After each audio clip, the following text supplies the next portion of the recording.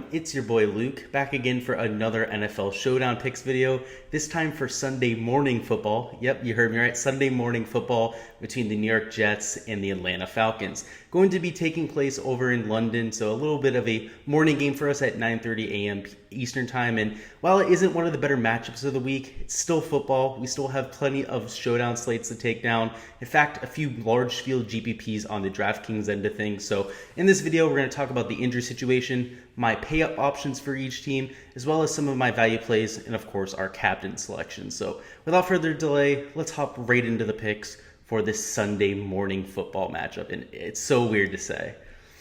So in terms of an injury report, on the Jet side of things, we have Elijah Moore and Denzel Mims as questionable. Do not know whether they're going to be playing or not, but as of right now, questionable. I'm going to be treating them as in for this game.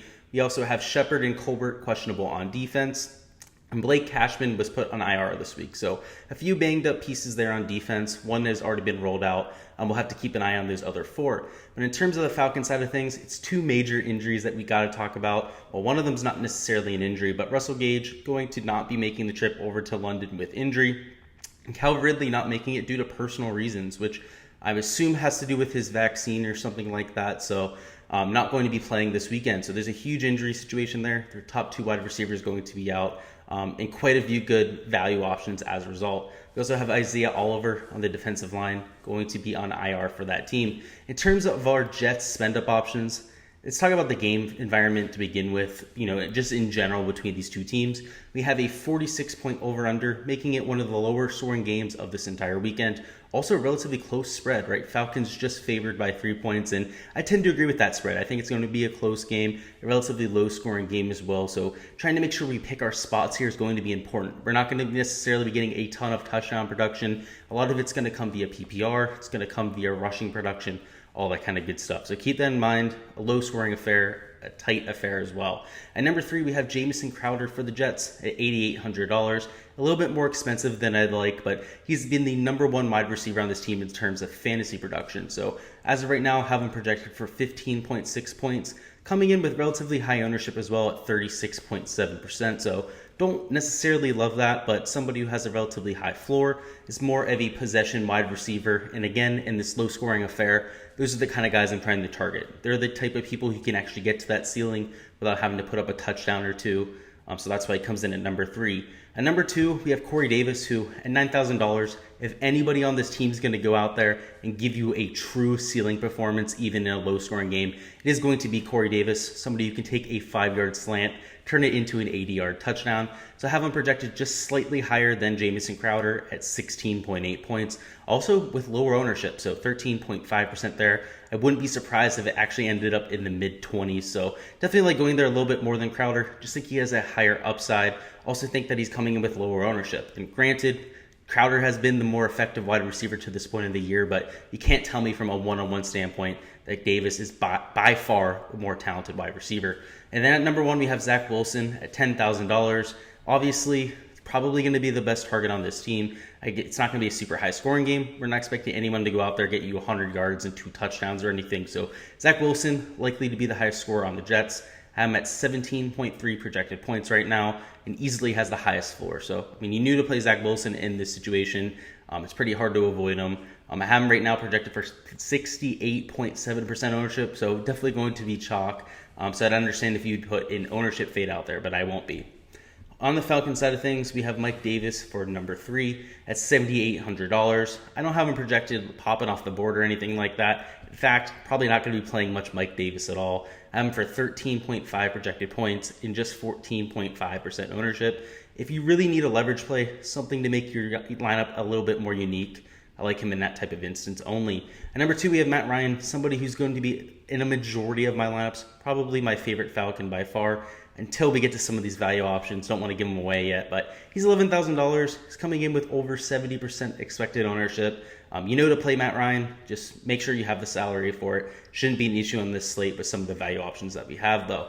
But at number 1, the guy that I like the most in terms of at least a spend-up option on this team, is a little bit more affordable. So if you have the $4,000 to go up from Pitts to Ryan, I obviously think that you should, but in most circumstances, you're probably not going to be able to do that. So at $7,200, Pitts makes a few more of my lineups this week. I'm projected for just 14.9 points, but at the type of price point, that's more than enough to pay it off. So as of right now, expected to be owned in 21.5% of lineups, which also makes him a relatively unique build in this small of a field. Just wanted to quickly remind you guys about my Patreon page if you haven't already seen it. On there, you guys get my projections for every player in every game for the NFL. So for this Showdown slate, instead of just my top options for each team, you can get access to every player in the field's projections, whether they're a pure flyer play, one of the stud options I didn't talk about, or for the main slate this weekend, I have it covered for all the games. So make sure to check it out. The best part about it, it's just $1 for the month. And again, that includes all 4 weeks of games during that month, sometimes even 5 weeks if we fit them in, so on and so forth. So highly recommend you check it out. Link will be in the description for that. Now for the value plays. At number 3, we have Braxton Berrios, who in week 1 and week 2 looked like the wide receiver 1 for the New York Jets. Ever since then, he's definitely dwindled off in terms of his production, but seeing that ceiling in week 1 and week 2 definitely gives me a lot of optimism about his game going forward. Somebody who's more of a possession wide receiver. And again, on the slate where we're expecting not very many touchdowns to be scored, that's exactly what I'm looking for. Solid floor, especially for showdown type performances. So as of right now, expected to be owned in just 10.4% of lineups. I also like him as a good spot to get unique. And the reason why he's only owned in 10.4% of lineups, especially at a high projection like that, is because our number 1 and number 2 values are just absolute smash plays. You can see they're definitely garnering ownership. They're going to be chalk, but that is rightfully so. It can be argued that you need to have both of these value plays in every lineup that you play. So first off, we have Tajay Sharp, going to be the wide receiver 2 for the Atlanta Falcons at just $1,200. As of right now, projected for 9.5 points. And that's me being extremely safe, taking the lowest possible target share for Sharp, almost 10 points, right? And at $1,200, that is more than enough to pay that off. But our number 1 target at the value spot is Olamide Zaccheaus, and it's not even close. The guy's been good, but just Russell Gage out for the last few weeks, caught touchdowns, had over 15 points in both affairs, and now both number 1 and number 2 wide receivers, Ridley and Gage, are both going to be out. So Zaccheaus in a smash spot here against a relatively soft defense as well. So $1,800 projected for right around 10 points right there. Definitely going to be chalk just like Tajay Sharp, but I think both of these plays are smash spots and people that you should have in almost every lineup, especially at least one of the two. But for our captains, at number 3, I don't want to talk about Zaccheaus again, so we'll mention there at number 3. You can use him at captain, right? Somebody who can still go out there, get you 20, 30 real fantasy points, and at that price tag, opens up wonders at the other position. So definitely like going to Zaccheaus if you're looking to punt the captain position.